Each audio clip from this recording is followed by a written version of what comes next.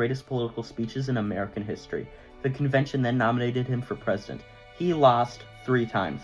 This is William Jennings Bryan. America in 1896 was not doing well. The Panic of 1893 hit just 3 years earlier, and according to the Nebraska Studies Educational Archive, contemporary estimates put unemployment as high as 25%. Farmers across the South and West were going bankrupt. Some lost their lands, some jumped off cliffs. The fight was about money, specifically what it was made of. Since 1873, the dollar had been exclusively backed by gold. Before that, both gold and silver had backed the currency. The Miller Center at the University of Virginia notes that farmers called the moment of change the crime of 1873. Their reasoning was simple. Gold was scarce. Scarce meant deflation, and deflation meant their debts grew heavier every year while crop prices fell. The gold standard was, in their view, a machine for bankrupting the people who grew their food. Their solution was free silver. Bring back silver back. Put money back in circulation. Let prices rise. Eastern bankers called it inflation. They weren't entirely wrong. They weren't the ones losing their farms either.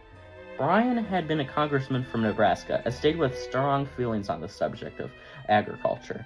He had initially supported free silver because his constituents wanted it. He admitted this himself in 1892, according to the Nebraska Studies Archive.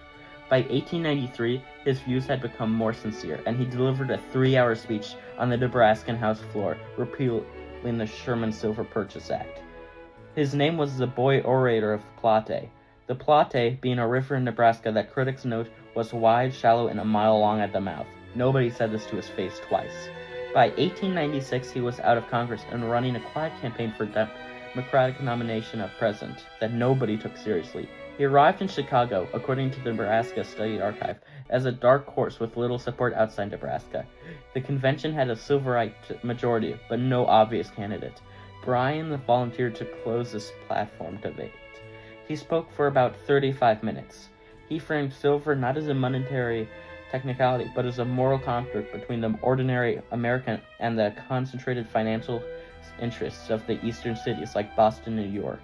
He invoked Jefferson. He invoked Jackson. He told that the gold delegates of the party did not ask for permission. He closed with a line that he had apparently been refining for 2 years up until this point. "You shall not press down upon the brow of labor this crown of thorns. You shall not crucify mankind upon the cross of gold." He spread his arms as he said it. According to Britannica, the room went silent, then erupted. According to the teachings of American history, he was nominated on the 5th ballot. The Library of Congress records that Bryan Jennings traveled over 18,000 miles by train, giving speeches, a genuine new style of campaigning. McKinley didn't move at all, his opponent. He sat on the front porch in Ohio while his campaign manager, Mark Hanna, spent an unprecedented sum of money on advertising. McKinley won. The rhetorical historian William Harpine, writing in the Quarterly Journal of Speech, argued that Bryan's speech had cast a new net for true believers, and only true believers, that by appealing so completely to the agrarian West and the common farmer, he had lost a broader national audience. Urban workers were so told their factories would close if Bryan's won. Many believed it. Bryan ran again in 1900, lost, ran in 1908. The United States formally adopted the gold standard in 1900, though, so it's rather deplatformed. Bryan served as Woodrow Wilson's Secretary of State and resigned in 1915 later years, believing Wilson's response to the Lusitania would drag America into the war. He was right. By the 1920s, he was best known for opposing the theory of evolution, and he also died in 1925.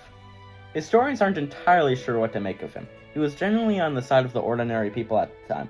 That was unusual in American politics. He was also a populist who grew rigid and moralistic with age, and whose later career belittled many of his earlier supporters. According to EBSCO, he is remembered as both the American Cicero and the Great Commoner, which are obviously two very different things to be remembered as, and he managed to do both simultaneously.